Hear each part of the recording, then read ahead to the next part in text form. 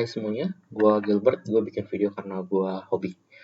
Nah, di video kali ini gue mau ngelanjutin yang video sebelumnya tentang keseimbangan pasar, cuman mungkin materi ini akan lebih banyak fokus tentang surplus gitu. Jadi, baik itu surplus konsumen maupun surplus produsen gitu. Nah, gue mau ngawalin ini sebenarnya dengan suatu grafik ya, di mana sebenarnya di video sebelumnya kita juga udah sempat bahas gitu.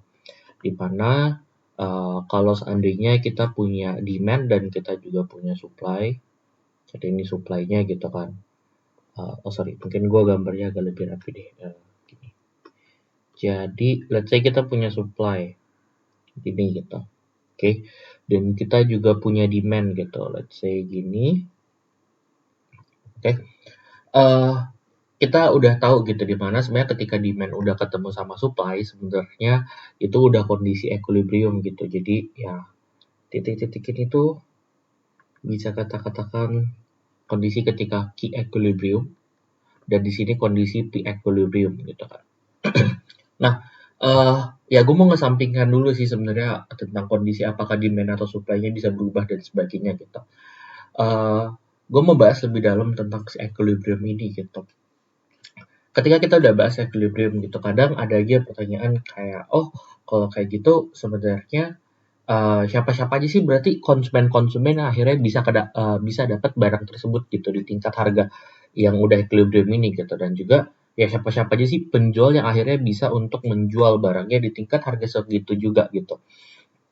Nah, jawabannya adalah untuk orang-orang yang kategori marginal dan submarginal gitu. Nah, mungkin gue kasih definisinya dulu ya. Jadi sebenarnya kelompok di pasar itu dikelompokin jadi tiga kelompok gitu. Ada yang namanya super marginal. Selanjutnya juga ada yang namanya marginal. Dan ada juga yang namanya submarginal gitu. Nah, kalau seandainya kita bicara tentang pembeli dulu deh gitu. Pembeli itu yang kayak gimana sih yang pembeli yang dikategorikan super, marginal, dan sub gitu. Kalau jadi mungkin di video bahas tentang permintaan gue udah sempet singgung ya tentang ada yang namanya WTP. WTP itu willingness to pay atau kesediaan kita untuk membayar suatu barang gitu. Jadi let's say kalau barang itu harganya 20.000, mungkin kita sedia untuk bayar sebenarnya aslinya harga 40.000. Tapi ya udah kita bayarnya 20.000 karena simply itu harganya 20.000 gitu. Tapi kita aslinya mampu bayarnya kalau seandainya harganya juga sampai 40, kita siap-siap aja gitu. Itu willingness to pay gitu. Nah, kelompok yang kita kategorikan super marginal itu adalah kelompok orang-orang yang memiliki willingness to pay di atas dari harga yang berlaku gitu. Yang tadi sempat gue bilang, ilustrasi 40.000 dan 20.000. Ada juga orang-orang yang di kategori marginal. Nah, orang-orang yang di kategori marginal ini adalah kondisi orang-orang yang WTP-nya sama dengan price. Atau dia hanya mampu bayar 20.000 dan kebetulan harga di barang tersebut emang 20.000 juga gitu. Jadi ya udah segitu. Nah, kategori terakhir yaitu kategori orang-orang yang submarginal gitu, atau orang-orang yang sebenarnya punya willingness to pay lebih kecil dari price-nya gitu. Jadi kayak contoh orang-orang yang mohon maaf kayak kurang mampu gitu, kadang dia hanya untuk beli suatu makanan hanya punya uang 5.000 gitu. Tapi sayangnya harga makanannya 20.000. Ya udah sebenarnya kan WTP dia di bawah dari price gitu. Nah, bisa kebayang ya. Jadi makanya karena itu orang-orang di tingkat keseimbangan ini yang dikategorikan akan bisa untuk beli ini udah pasti adalah orang-orang yang masuk di kategori super marginal dan marginal ini gitu. Sedangkan untuk kategori submarginal mereka nggak bisa jadinya beli di harga keseimbangan tersebut gitu. Karena mereka punya tingkat bayar yang memang lebih kecil dari harga yang udah ditetapin. Nah, gitu juga dengan penjual. Cuman ini perspektifnya berbeda gitu. Kalau tadi willingness to pay, mungkin sekarang gue pakainya istilah willingness to sell gitu. Atau dia tuh sebenarnya bersedia untuk jual barangnya tuh di harga berapa sih gitu. Tapi logikanya dibalik ya. Sekarang kalau seandainya dia punya willingness to sell 40.000, tapi ternyata barangnya dijual di harga 20.000, ya pasti penjual ini nggak mau menjual barangnya karena willingness to sell itu mau nunjukin tingkat paling minimal orang ini mau dijual berapa sih gitu, ya kan? Kecuali beda willingness to sell lo 40.000 tapi ternyata barang tersebut dijual 60.000, ya pasti lo mau aja kan, sebenarnya lo lebih cuan gitu. Nah, ketika di kondisi super marginal, penjual ini tuh mereka punya willingness to sell yang lebih kecil dari tingkat harga. Makanya mereka bersedia-sedia aja gitu barangnya dijual, orang lebih cuan gitu. Sedangkan orang yang marginal itu adalah orang-orang yang willingness to sell-nya sama dengan price gitu. Kebetulan dia mau lepas di harga 20.000 dan emang harga barang tersebut dihargain di pasar 20.000 gitu. Pas. Sedangkan yang submarginal adalah orang-orang yang willingness to sell-nya di atas dari price-nya gitu. Atau dia hanya bersedia lepas di harga 40.000 tapi ditawar di pasar 20.000, ya otomatis dia nggak mau sama sekali lah gitu. Nah, sama juga, jadi di pasar tersebut orang-orang penjual-penjual yang mampu untuk menjual barangnya di pasar itu adalah orang-orang yang ada di kategori super marginal dan marginal tadi gitu. Jadi yang subnya juga nggak kebagian gitu. Nah, kita udah tahu nih konsepnya siapa-siapa aja sih sebenarnya yang diuntungin gitu. Nah, sekarang muncul pertanyaan selanjutnya gitu. Kalau kayak gitu, berapa besar sebenarnya keuntungan yang bisa mereka rasakan gitu. Nah, gue mungkin mau start dulu dari yang sisi pembeli ya sebenarnya. Sederhananya gini, kalau seandainya deh, yang super marginal dulu deh, kita coba yang super marginal dulu. Super marginal. Ini buyer ya, kita masih fokusnya ke buyernya atau pembelinya gitu. Ketika mereka punya willingness to pay seharga 50.000 gitu. Oke, dan ternyata harganya di sekitar 30.000 gitu. Nah, kebayang ya, kita bawa nih uang 50.000 dan kita sebenarnya udah rela ikhlas gitu sebenarnya kalau 50.000 ini nggak ada kembalian sama sekali. Terus kita beli suatu barang gitu. Ternyata harga 30.000 gitu, kembaliannya 20.000. Sebenarnya kita nggak dapat untung tambahan, tapi kita merasa kita diuntungkan. Oke, ingat, oke, kita nggak ngerasain untung secara real kayak uangnya bertambah, tapi kita merasa untung gitu kan dari ekspektasi kita gitu. Nah, itulah yang kita define sebagai surplus gitu. Sehingga di sini kita bisa katakan bahwa sebenarnya si pembeli ini uh, dia itu sebenarnya mengalami surplus konsumen yang sebesar selisihnya, yaitu 20.000 jadinya gitu. Oke. Nah, yang marginal gimana gitu? Marginal kan kondisi ketika WTP-nya sama dengan price. Jadi kalau price-nya 30.000 lagi nih, ya WTP-nya juga 30.000 gitu. Nah, kira-kira ada nggak surplusnya? Ya kita cari lagi, selisihnya ada nggak? 30.000 kurang 30.000, ya hasilnya 0 gitu. Jadi kita bisa katakan sebenarnya pembeli-pembeli yang sifatnya marginal, dia memang mampu tetap ngebeli barang tersebut, ya tetap mampu beli barang tersebut, tapi sebenarnya nggak merasakan surplus gitu, atau surplusnya hanya sebesar 0 gitu, beda sama orang-orang super marginal. Nah, di kondisi sebelumnya, atau di video sebelumnya, gue sempat bilang gitu, sebenarnya kurva permintaan itu tuh tidak hanya menunjukkan kondisi price aja, tapi dia juga nunjukin willingness to pay kan sebenarnya, jadi tuh reflect di sana gitu. Jadi anggaplah kalau titik pestar ini tadi yang gue gambar ini harganya 30.000 gitu. Berarti orang-orang yang mungkin let's say punya willingness to pay di sini nih, anggap aja ini 50.000 gitu. Terus di sini 30.000, sebenarnya surplus mereka itu akan ditunjukin sama area yang ini dong sebenarnya, selisih ini gitu. Yang sekarang gue ijoin gitu. Ya kan? Nah, tapi kan yang di pasar tuh bukan cuma satu orang kan, banyak banget gitu, dan pasti mereka punya berbagai willingness to pay-nya gitu. Jadi mungkin bisa aja ada yang punya di harga 49.000 gitu, terus ya willingness to pay-nya segini gitu, ya kan, dan seterusnya gitu. Berarti kalau seandainya ini gue terusin gitu untuk semua kemungkinan yang terjadi, sebenarnya segitiga yang ini berarti secara tidak langsung menunjukkan total surplus konsumen di pasar gitu. Makanya sekarang segitiga yang ini nih, yang warna hijau, yang gue hijauin, ini lah daerah yang seringkali kita sebut sebagai surplus konsumen gitu. Jadi sekarang kalau ditanyain, coba dihitung dong surplus konsumen, ya udah fokus aja ke area segitiga itu gitu, segitiga yang warna hijau gitu. Oke. Sama juga case-nya. Sekarang kita coba balik, kita coba lihatnya sekarang dari sisi si sellernya gitu, atau dari sisi penjualnya gitu. Ada yang super marginal dan ada yang marginal. Nah, ada willingness to sell dan price gitu. Super marginal juga gitu, lo bayangin kalau sebenarnya lo jadi penjual gitu. Sebenarnya lo udah siap nih rela untuk melepas barang lo di harga 10.000 gitu. Tahu-taunya dijualnya di harga 30.000 gitu. Pasti sebenarnya walaupun lo nggak merasakan ada untung yang emang real, tapi secara persepsi lo ngerasa oh sebenarnya lo untung 20.000 gitu. Ya kan, karena sebenarnya lo udah siap di harga 10.000 tapi ternyata dikasih total sama si customer-nya 30.000 gitu. Ya udah 20.000-nya surplus sebenarnya. Oke. Nah, gitu juga dengan marginalnya. Kalau marginal ini kondisi di willingness to pay sama dengan price. Sehingga sama juga nggak ada surplus yang dirasakan sama sekali. Gitu. Nah, kalau kita lihat kondisinya di kurva, coba bayangin juga aja. Jadi ada surplus konsumen orang-orang yang willingness to pay-nya di sini nih. Let's say di daerah sini nih 10.000 gitu. Tapi price-nya terbentuk di 30.000. Ya, jadi selisih antara titik itu tadi dengan titik dengan kondisi equilibrium yang warna biru ini, ya ini nunjukin surplus dari satu orang. Sama juga di kondisi pasar akan ada banyak banget orang dengan willingness to pay mereka masing-masing gitu, dengan berbagai skenario, sehingga kalau kita highlight ya sebenarnya kayak gini jadinya kan.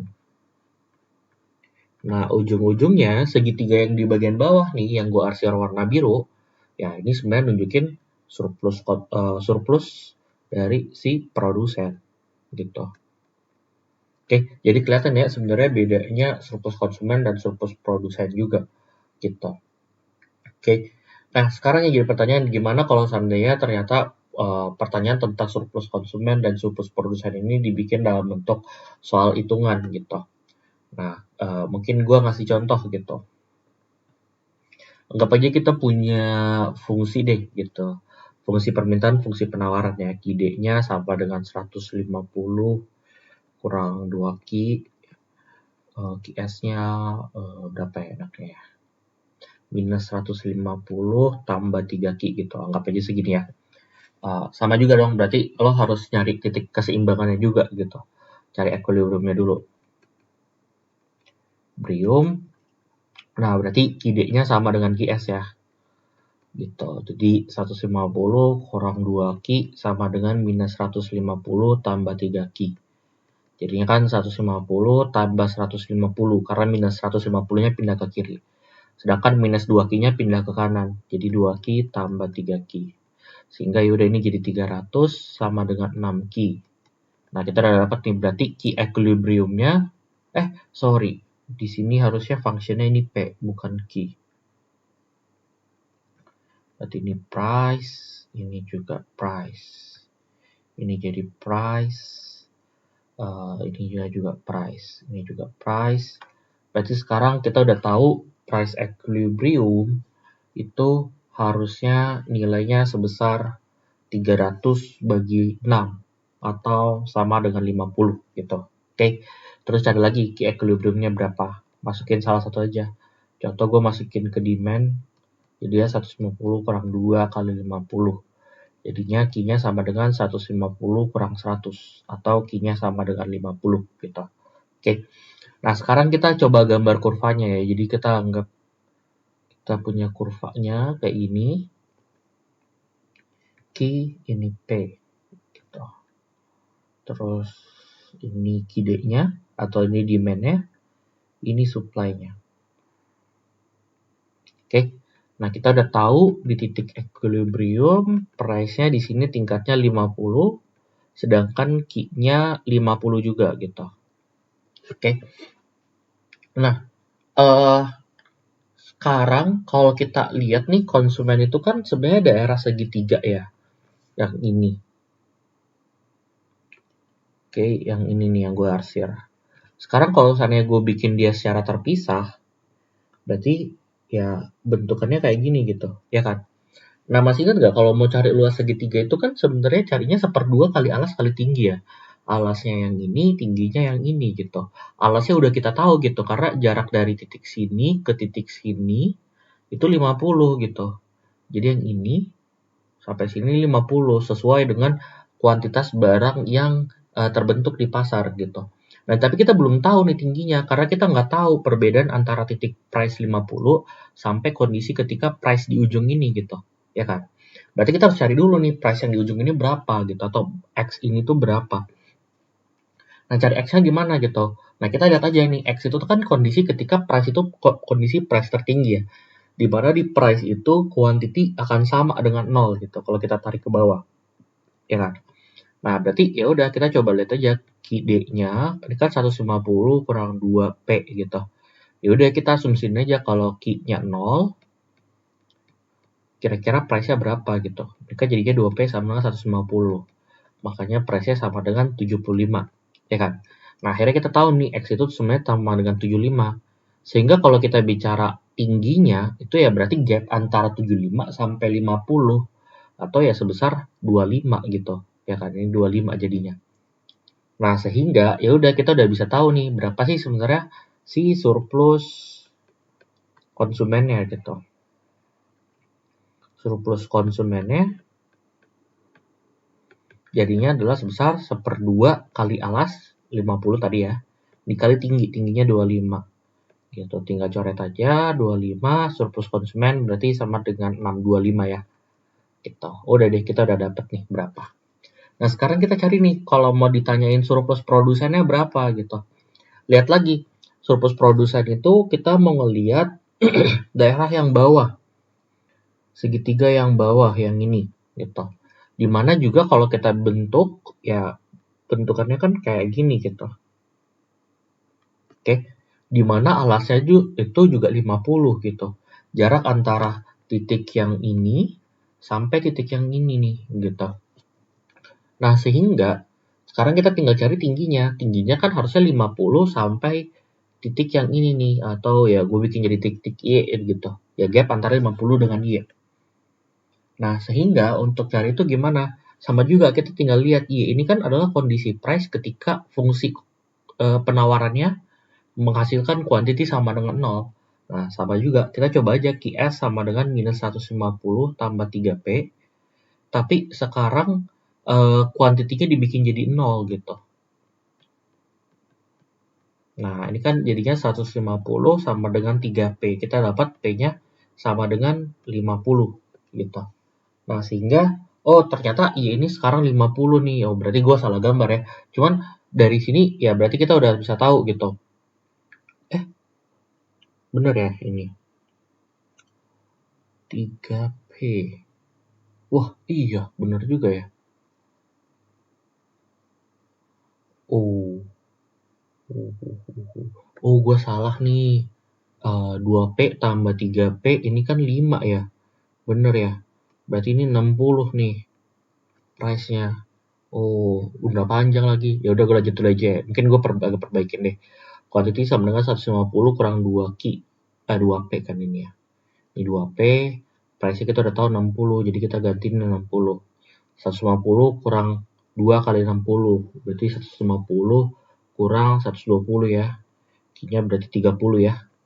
Nah, di sini Q-nya 30 nih. Ini juga harusnya 60. Oke. Nggak apa-apa. Wajar. Berarti jarak dari 0 sampai 30 ini 30 ya. Alasnya untuk yang surplus konsumen. Terus X-nya udah benar harusnya 75. Berarti sekarang sebenarnya tingginya itu bukan 25 tapi 15 nih. Gitu. Oke. Nah, berarti untuk hitung surplus konsumennya harusnya, nah ini mungkin gue hapus aja ya biar lebih enak nih. Berarti surplus konsumennya 1/2 kali 30 kali jarak 75 sampai 60, berarti 15. Nah, 2 coret 30, 15, berarti surplus konsumennya 225. Gitu. Nah, sekarang baru surplus produsennya. Kalau produsennya ini kuantitasnya 30 nih, bukan 50. Oke. Nah, berarti jarak untuk tingginya jarak 60 sampai 50. Gitu. Berarti ya 10 kan di sini. Jadi surplus produsen, gue tulis sini aja ya. Surplus produsennya sama juga 1/2 kali alas kali tinggi. Alasnya 30, tingginya 10. 2 coret 30, 15, dapatnya 150. Gitu. Sehingga Yaudah kita udah tahu nih surplus konsumennya 225, surplus produsennya 150 gitu. Oke. I think itu aja sih sebenarnya materi untuk surplus konsumen, surplus produsen. Mungkin kita akan lihat coba lebih dalam lagi tentang surplus produsen konsumen ketika kita bahas intervensi pemerintah. Oke. So I think itu aja sih sebenarnya video kali ini. Thank you for watching. If you have any question, just ask me via komen aja. Oke, thank you.